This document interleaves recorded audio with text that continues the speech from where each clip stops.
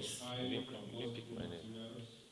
Don't worry, wait for it. Okay, we need to know that electrical safety is everybody's business now. Government has given us a level playing ground for investors to come in, but we need devices that are smart enough to prevent electrical shocks. So this discussion today is how we can leverage with the industry and all the stakeholders and come up with smart devices that will prevent and also correct the electrical shocks at home. You can imagine how many children and how many users or consumers of electricity get shocked by virtue of maybe a little high voltage, over voltage from the high tension, or maybe a little open wire exposure, or maybe a little awareness that they are not aware of in their neighborhood. Okay, um, an instance is so it's high time we stopped laying blames on everybody. Let's all think of the solution to make way, because when a life is lost, it means a lot to everybody. And it would have been, oh, had I known, I would have done it better. Had I known, I would have covered the open space. Had I known, I wouldn't have done this. So a pressing iron can set the entire building ablaze. Okay, an open socket can electrocute even adults. A cable, an overhead cable dropping on an antenna outside can electrocute anybody innocently that just goes there to adjust the antenna. Okay, we've had cases of that in the rain and then in the dark. So we have so many technologies now that give us electricity and less shock and less exposure and less danger. Let's use that word. Okay, so that's why renewable is there. I've never heard of any solar energy shocking anybody, but not that it cannot also because of the inverter circuit there, but at least it is minimal. I've not heard of energy saving bulb, okay, as compared to incandescent bulbs, okay. It's healthier, okay.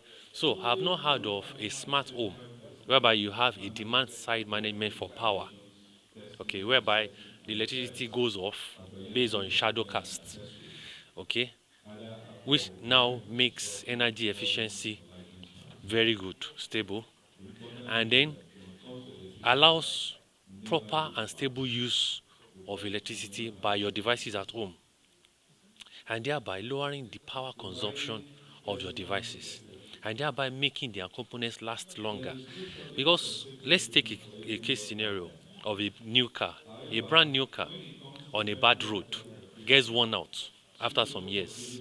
So also electrical appliances at home, when you buy them newly or fairly used, because of over current, over voltage, these sparks, these uncatered for, unattended to, they create shocks over time. And that's what we're discussing. To let people be aware that it's either you buy a device new and then when it's due for maintenance, you take care of it, or you cover the open wires. But most importantly, know that apart from the regular malaria and HIV, electrical shocks kill and is dangerous to us. It attacks the key organs of the body, the heart, the brain, the lungs, and those ones are irreplaceable. So, what safety measure now do you call on homes in Nigeria to adopt to ensure that we reduce the level of debt associated with electrical installations? Yes, thank you very much. In electrical electronics engineering, we have our NESIS code and standards for installation and also maintenance. That's the Nigerian Electricity Supply Installation Standards, NESIS. It's online on NEC. And that's why NEC, Nigerian Electricity Regulatory Commission, is a customer-friendly organization. Okay? They have so many awareness, not only about tariff, but also about all these safety measures for electricity. They own the electricity market, okay, and They have so many town hall meetings, so many awareness programs, even on their website, nerc.gov.ng.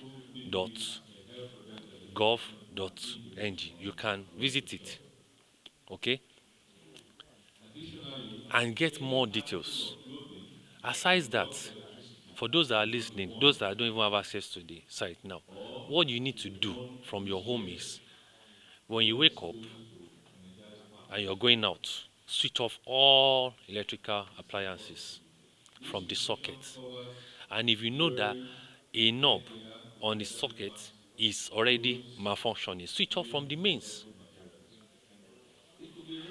It is better to defrost a little of your freezer than to burn the entire building. Do you understand?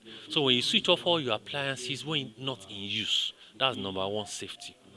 So when there's lightning and thunder, it doesn't affect any appliances. It doesn't destroy anything. It allows you to meet what you have left.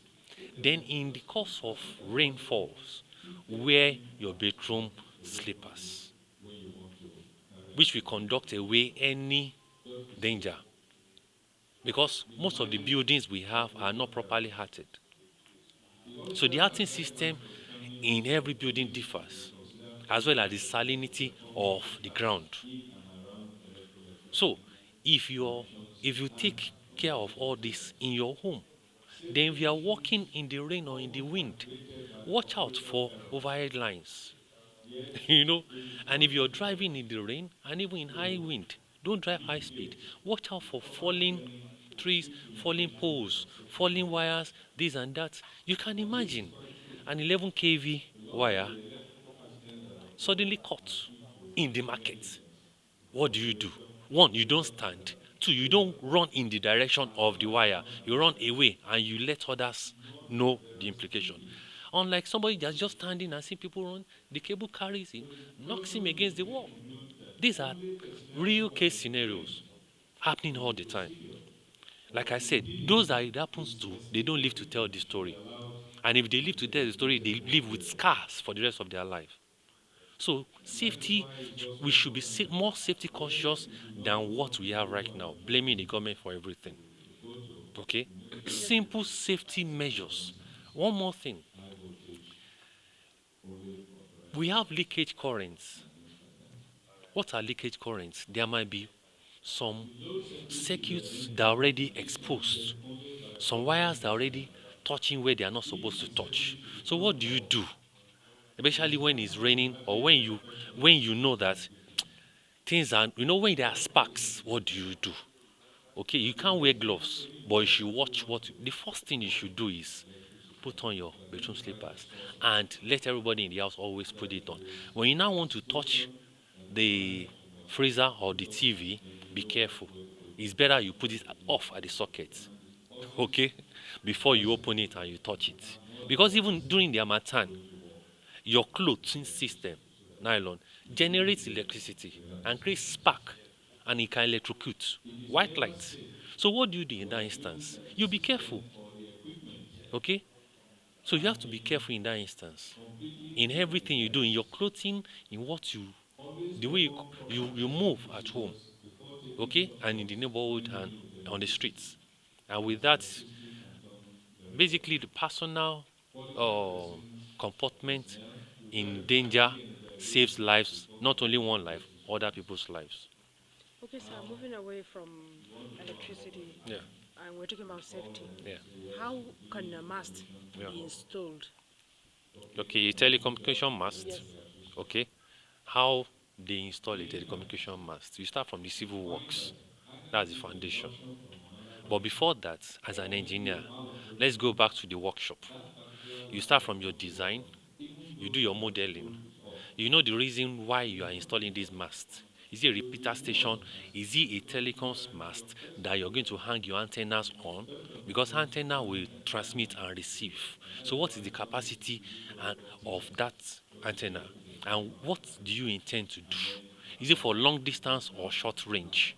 Is it for the express or for the suburb, the market?